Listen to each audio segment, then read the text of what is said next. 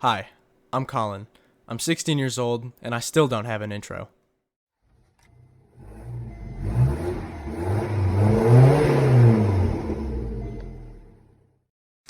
Not too long ago, we covered the catastrophe that occurred to my car, and I had once thought that it was dead where it stood, but now we are starting to not only prove to ourselves, but to you guys as well, that it is not as bad as it looks. And these pictures I'm showing here of the engine bay and the wheel well show that with a spray can, that it is actually possible to give some life to the car, and we're going to cover that in this video. And to be honest, it wasn't all that easy, as there was a lot of head scratching, sanding, and scraping that had to go into that process. But first, we're going to tell you guys about the materials that we had to use to be able to get to this point. Now, in terms of sandpaper, for our most extreme cases, we used 100, 150, and 180 grit sandpaper to be able to really knock some of that rust off. And for most cases where we were prepping for primer or paint, we used 240, 320, 400, and 600 grit sandpapers, respectively. Now, the sanding going on in this clip is the clearing of one of the major areas of the fire here, where it caught the tires and it actually spread to the wheel well and the fender. This is because of the oxidation of the fire itself, causing rust in some of the rust-free spots of my car, so we used a most cases grit sandpaper here. We had to be pretty swift in our sanding process to not only make sure that we stopped the spreading of rust, but also to be able to get the engine bay ready to be primed and repainted, due to the fact that if we had just left the body exposed as just bare metal, any water will begin to oxidize and rust that metal.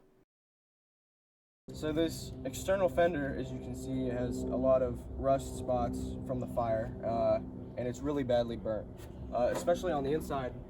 Some different parts of it, specifically there where the wiring harness would attach, and here where the wires would mainly go through, there's a lot of rust. So what we're going to do is eventually we're going to take this entire fender off.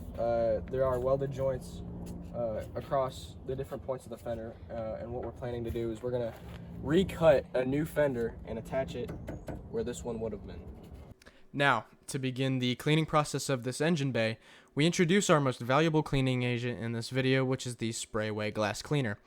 Now, this is a product that my dad picked up from his painter, and to be honest, the magic of how this doesn't rust bare metal is still unknown to me. However, it works like a charm to clear any dirt still on the metal with just a spray and the swipe of a towel. Now, unlike most cleaning agents, this doesn't actually just kind of turn all liquidy and run away from you and get into spots where you can't reach it with a towel. This sort of foams up on its location where it's applied, and you can also prevent any potential runs by applying it directly on the towel of which you are applying to the body. Now, here's a little shade tree trick about increasing the spread of your spray can. Heard of this happening. This top doesn't spray a very nice pattern.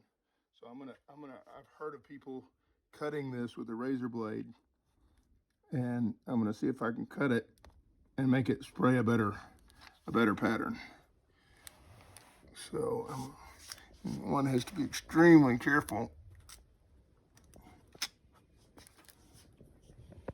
And I can't see. I think that I've done that. We'll see if that works and helps. I'll report back on that. This is the part where we actually start priming the car for paint with a universal gray primer filler from Spray Max. I'm actually going to speed the clip up just so you guys can enjoy it just a little bit faster.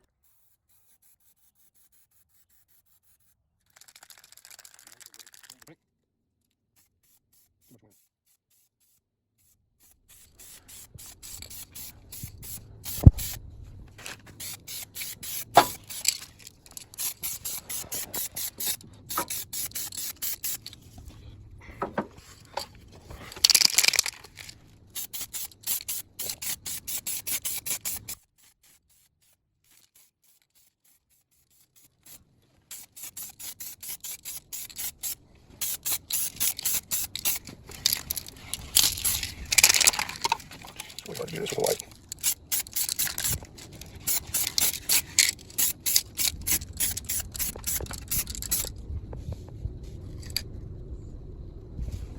I just wanted to interrupt very quickly to talk about our painting process. We're not holding down the button on the spray can and getting these long sequences. We're just doing short little spritzes. We're trying to make sure we get a good, even, and thick coat on the car. Right there.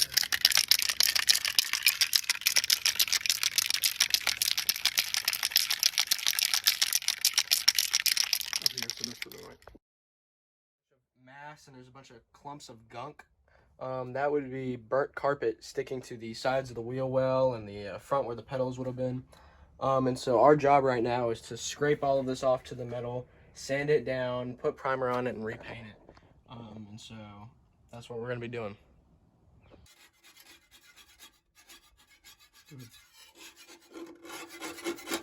What you want to do is you want to concentrate on a little area, and then as you get that done piece by piece, you want to kind of expand it and make it bigger and bigger until you get the whole thing done.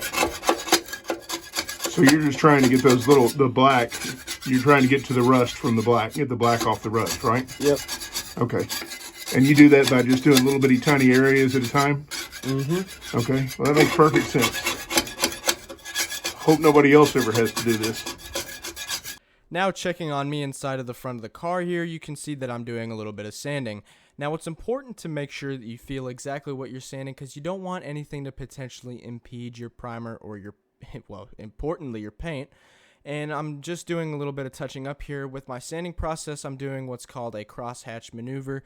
It's kind of like an X. The best way I can put it is to kind of roughen up that surface to be able to have the paint and primer be able to actually stick to that surface. Here's a nice little shot of the car from the inside before we actually start applying our self-etching primer, which we use to protect the front and also get us ready to be able to resand it and paint it.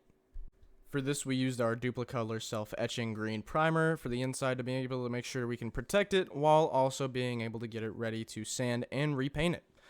We also needed to wait quite some time after applying this, which was ideally 24 hours, but we ultimately ended up spending about a night and half a day while also doing some other things to be able to prep it. Now let's move on to preventing rust in my wheel well using POR 15, and I'm going to show you guys exactly how to do that in this little segment. So after that, my next step is using 320 grit sandpaper, and what we want to do with this is we want to reach these areas inside of the wheel well that the sander just simply can't. Now with this sandpaper, we're just trying to scuff it up, rough it up, and be able to create a surface so that the undercoat can actually adhere. So we're going to apply POR 15, but before we do that, we have to set down rust cutter, which is a professional grade rust converter, which converts iron oxide, which is rust, to zinc oxide, which is a primer. It's important to reheat this as it cools off. It stops being warm to the touch. Go ahead and reheat it. Make it work for you longer.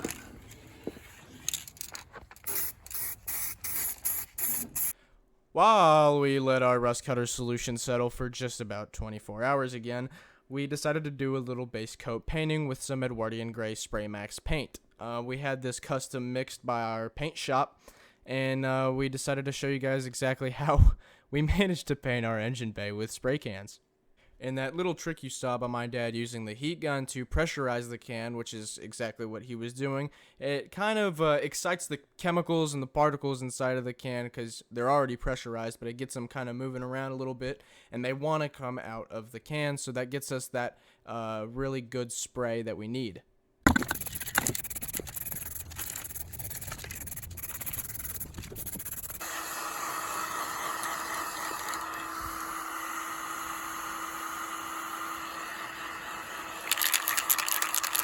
You can feel the fan when it starts cooling off. You can feel the fan getting narrower from the paint can.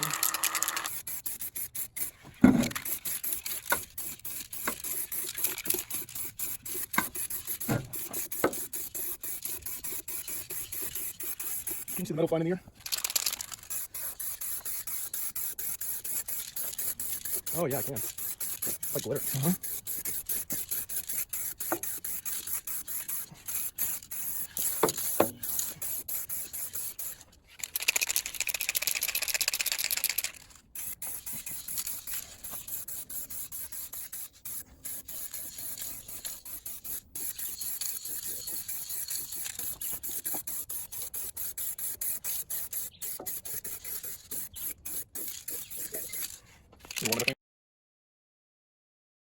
So after we apply the rust cutter, we're going to use a POR 15 degreaser, and we're going to line it on the inside of this wheel well, and we're going to wipe it down.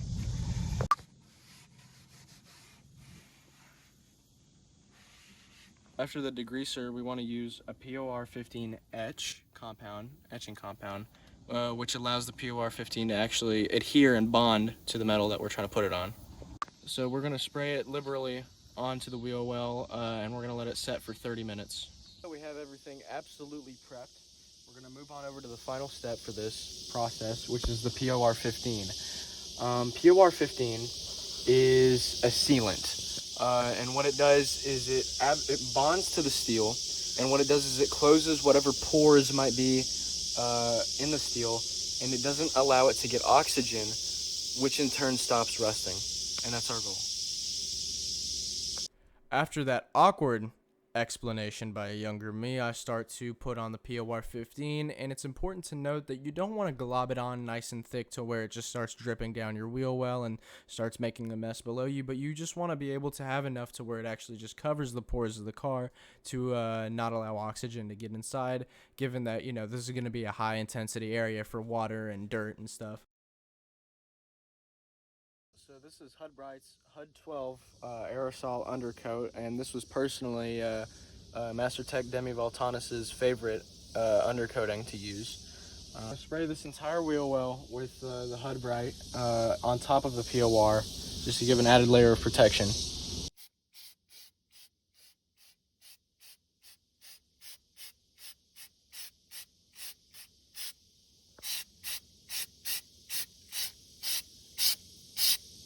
And as you might have noticed with my spraying method, I kind of overlap my strokes a little bit in a little rhythmic pattern just to cover any holes that I might have missed. So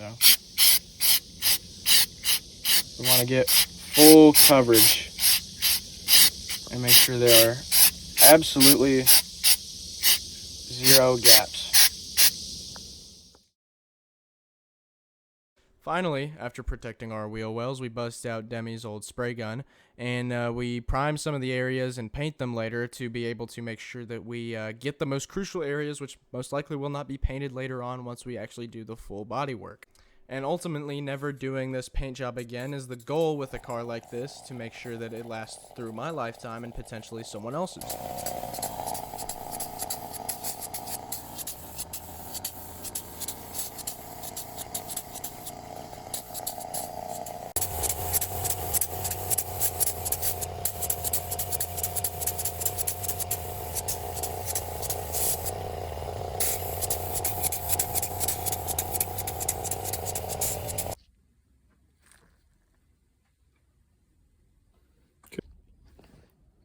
So it's been about 20 minutes since we laid on the sealer, and I've got some base coat mixed up here, Edwardian gray for the SPG, and we're gonna lay on the base coat, then we'll come back and lay clear coat right on top of the base.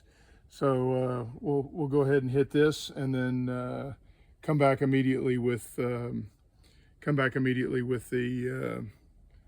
clear coat on top of this. So here we go.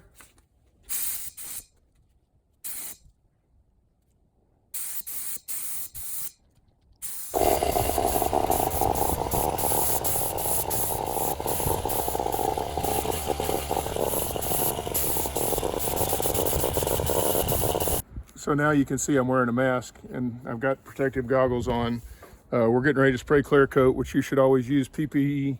Got gloves, mask, goggles, so that we don't get clear coat all over us. This stuff's nasty, sticky, it sticks to your lungs and it'll get all over you. So we're gonna hit clear coat on top of the base coat, and it's gonna be all shiny and pretty and look good, and we'll be ready to continue. Then we can start putting the car back together. So here we go.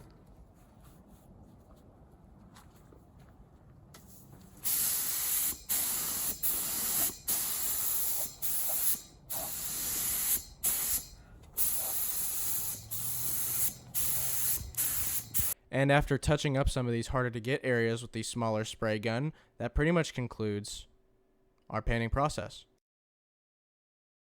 And before I hint to what the next episode is going to be about, I just want to drop this picture in for you guys just so you can see what the engine bay looks like after all of our painting madness. And painting in an engine bay with entirely spray cans is almost an obscene idea for any sane painter, but not for us. We turned gold into Edwardian gray.